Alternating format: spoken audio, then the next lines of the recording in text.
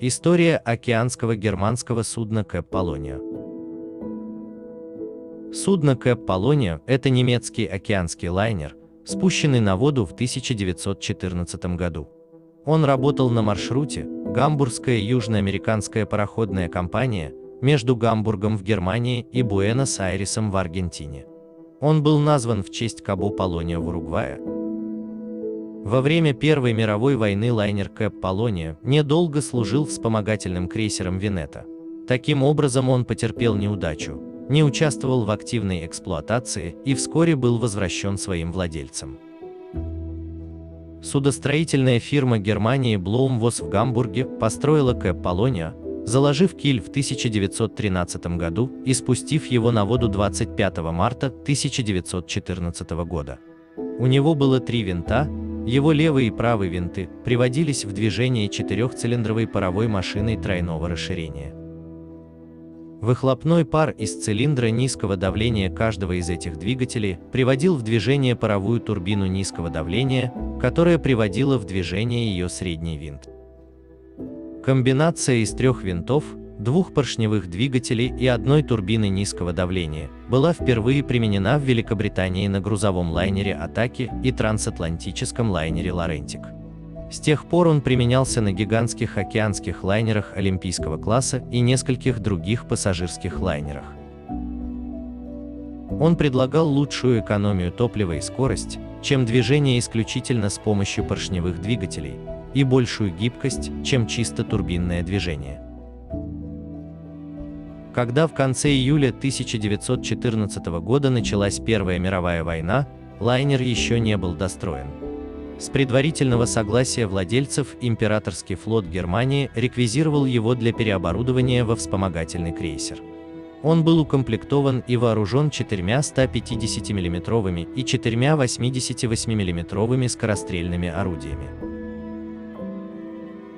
В феврале 1915 года эта работа была завершена, и 6 февраля 1915 года он был введен в строй как судно Венета, названный в честь одноименного мифического города на южном побережье Балтийского моря.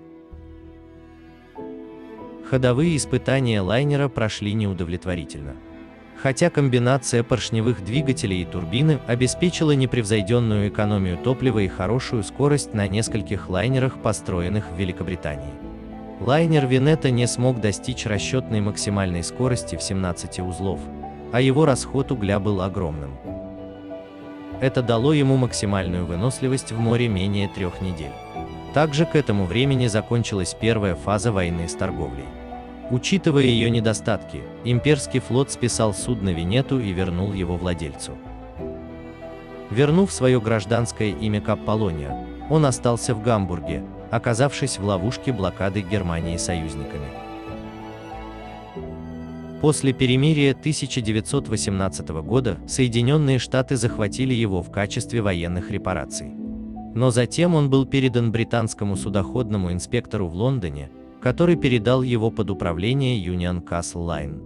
Он отплыл в Англию, был окрашен в цвет Union Castle и отправлял пассажиров и направляющихся домой южноафриканских солдат для путешествия в Кейптаун и Дурбан.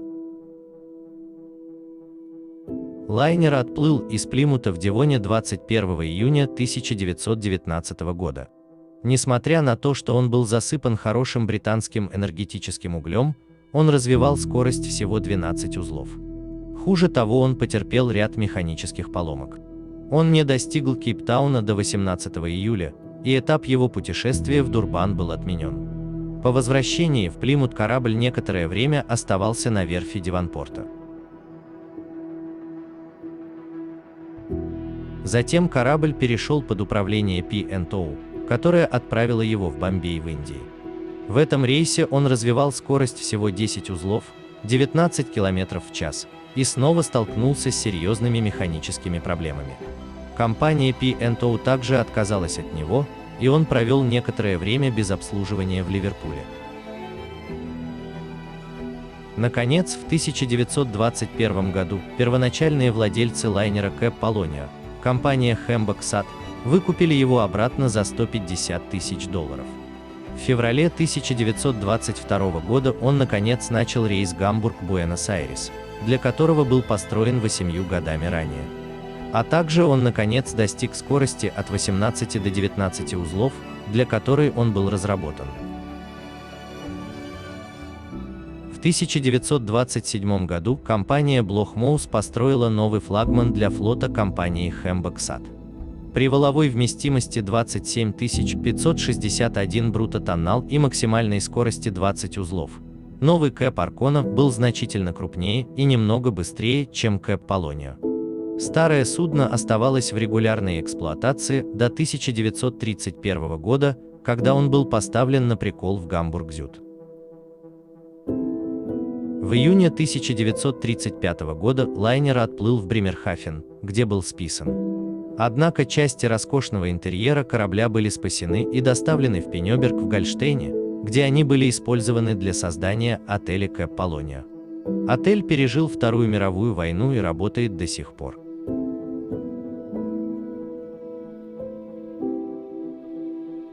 В 1977 году Deutsche Bundespost Berlin выпустила набор иллюстрированных памятных марок немецких торговых судов. На марке номиналом 50 пфенигов в наборе был изображен Кап Полонио.